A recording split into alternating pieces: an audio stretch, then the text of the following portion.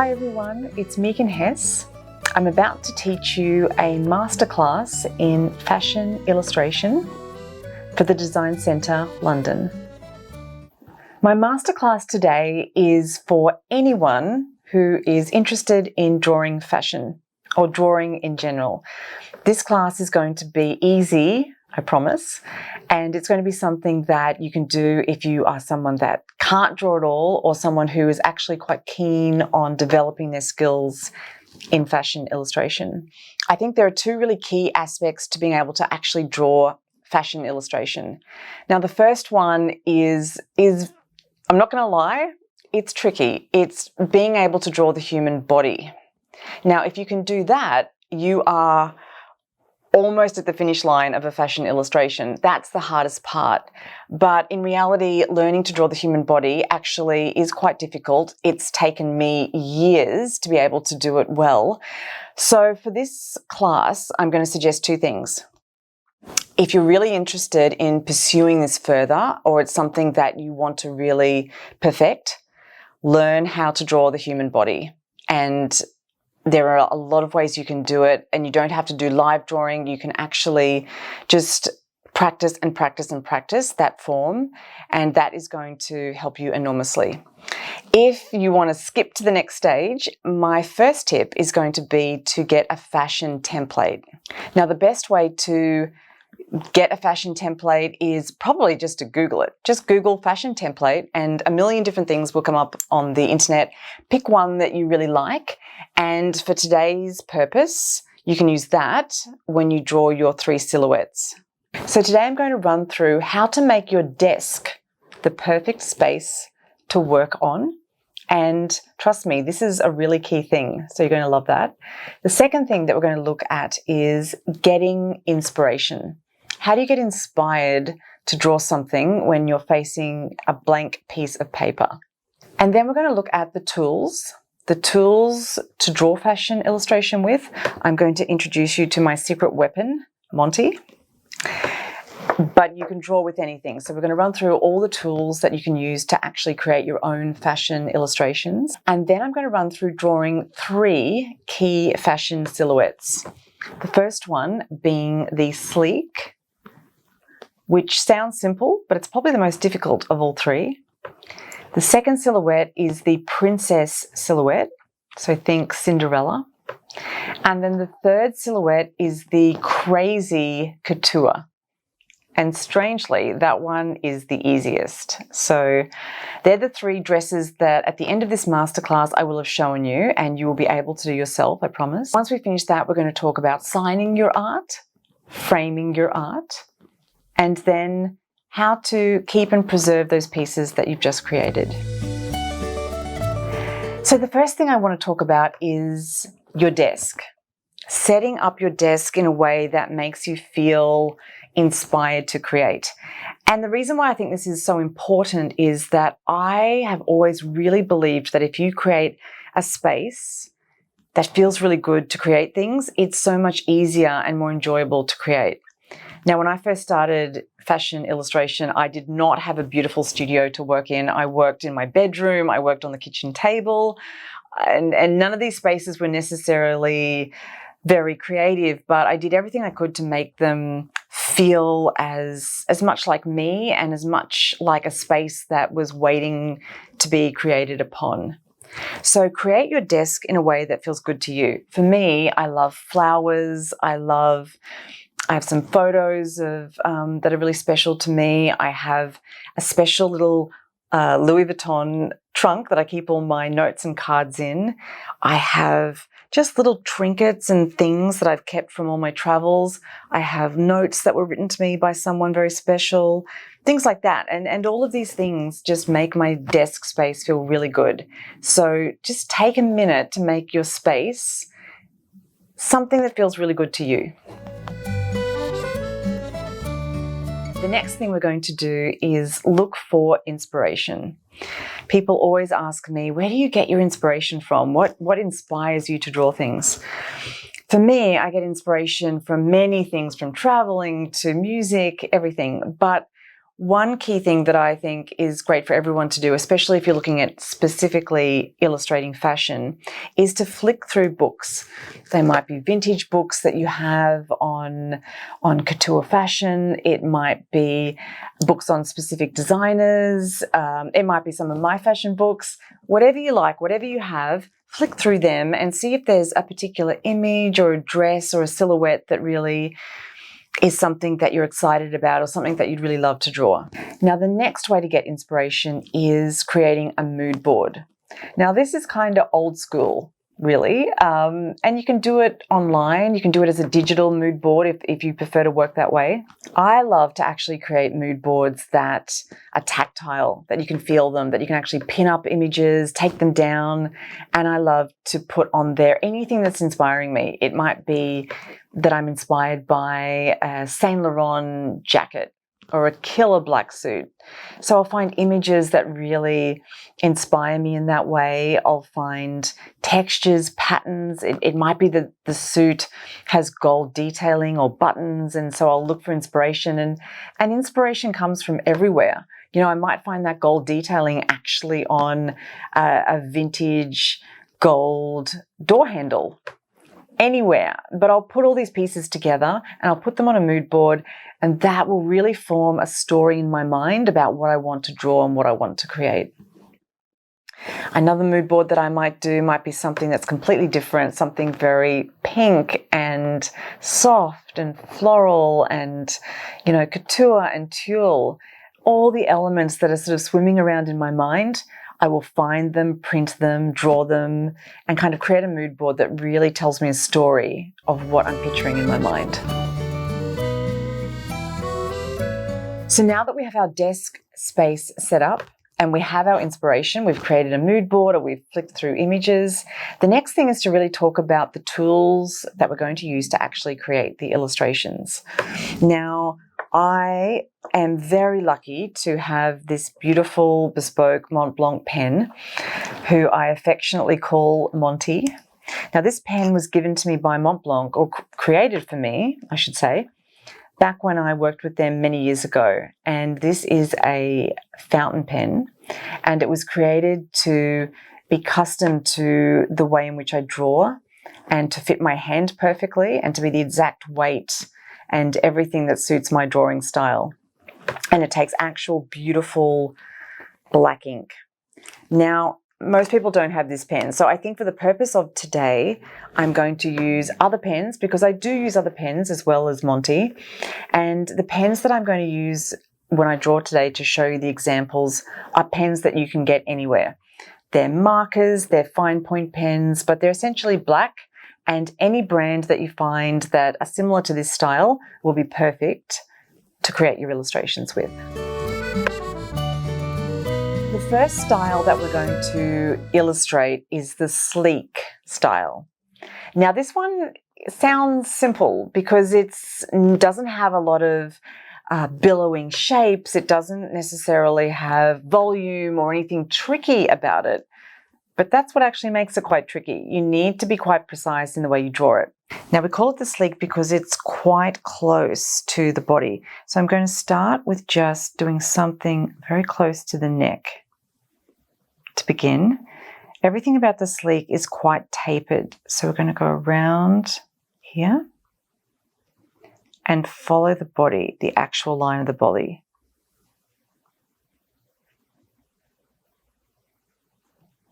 Now, the way to perfect the sleek look is be close to the body. If you draw it right to the exact line, like that, then that's showing a silhouette that's skin tight, really, really tight. And there's nothing wrong with that, but what looks a little bit more elegant and tapered is to just go a little bit out from the body and back in. We're going to come across here and that in there. We're going to give a little waistline. Finish the neck. Simple, classic, sleek. Okay, so now we're going to follow down here to right down to just past the knee. Again, just following the shape of the body, just past the knee. And then we're going to do a straight line across there. I mean, we've already almost drawn the little black dress. Very, very simple. I'm going to fill in. Now, what we can do is you could simply colour that in. You could add a collar. What I'm going to do is give it a little bit of depth. So I'm going to colour this in here a little bit. Now, technique with pens is, or watercolours, or however you want to draw, is just adding line work. That's going to kind of block in that shape. I'm also going to fill in this.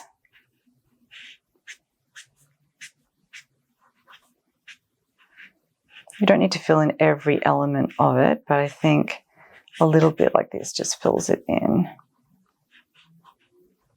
Okay. Now, the next thing I'm going to do is give this a little bit more interest by giving it a little kick. So it's one little half a circle there, a little half a circle here, and then I'm going to do what I call the wave, and this is how we show volume in a dress. You start from the back and come around, and then wave, wave, wave, and back. Now it needs to kind of connect underneath, so you might have a little bit of a line there. And then to show that this has volume, you just kind of do a few little gestural lines like that. And then again, we can fill that in.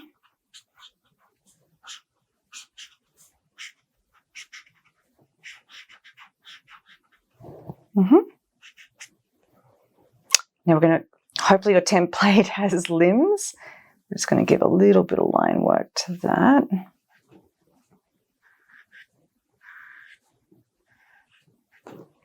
Legs and shoes. Now shoes are so simple, I promise you. There are many different types of shoes that you can obviously illustrate, but the easiest and what looks great with everything that you draw, I promise, is the triangle.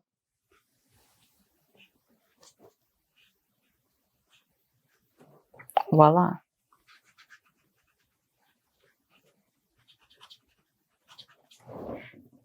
There you go. Now, I used quite a fat black Copic pen for that sleek look. I also love to add in what I call gestural lines. Now, these I'll do with a thinner pencil, and I just kind of almost just very roughly go around the shape of the illustration, and it just kind of gives a little bit of movement.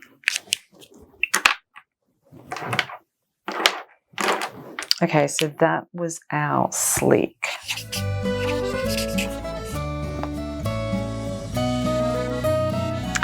Okay, our second silhouette that we're going to draw is the princess silhouette. Now, this silhouette I like to think of as the go big or go home. So this one is all about volume. I love to start this style of dress from the absolute middle point. So let's give ourselves a midway point here. And we might even do like a little waist here. And then it's really about volume. Try your wave at the top. And then just dart some lines up like that. That's going to be stage one of this princess dress. And then I think we'll give lots and lots of layers to this, which will be enormous fun. Again, one shooting out and then a wave. And always bring the wave back. And then give those gestural lines which show volume. Cute. Okay, next we go a slightly bigger wave. Go around here, bring the wave back, and then always remember that volume comes from in and then out. So we're going to do some gestural waves here, showing the fold of the garment, and then we'll do one more giant wave here. Really key to bring those lines down, and then bring that back in. Voila! Okay, let's get the neck, fill in our body very simply.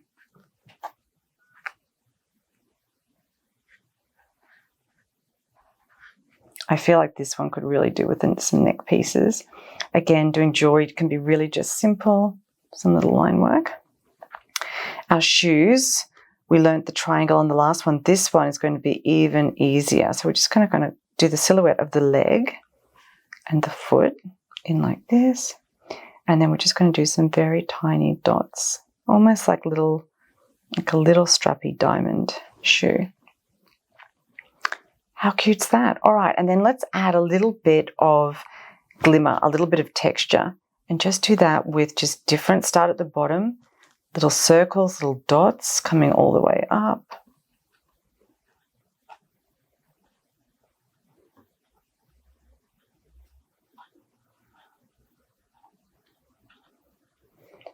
Don't forget to add some into here. Doesn't have to be perfect. And then what gives a little bit of texture, I think, to this, I'll just define that a bit more, add those little dots and circles coming out. Just gives a little bit of a whimsical feel to the illustration.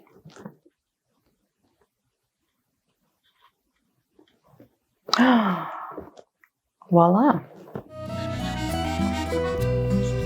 Princess. Okay, now for our third silhouette, and I think this one is the most fun. This one is our couture look. Now, with a couture look, you can kind of start anywhere, and it's all about big, voluminous shapes, things that are not of the ordinary. So I think what I might start with is maybe something that is coming in from this direction. Just going to switch pens here. Okay, and I think we're going to do something really big here. How cool is that? Okay, let's go across and bring something in. So some kind of huge shape. And then maybe we'll go down to here. Again, following the body a little bit on that one. And then something really crazy might be asymmetrical. Here's our wave again, coming in here. And then we might just rouge this completely back to here. Always draw lines in the direction of where the fabric is bellowing. That's pretty cool. All right, let's come in here.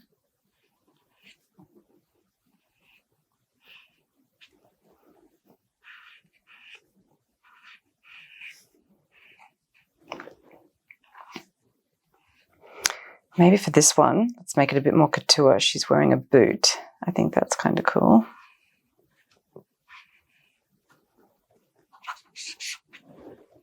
How's that?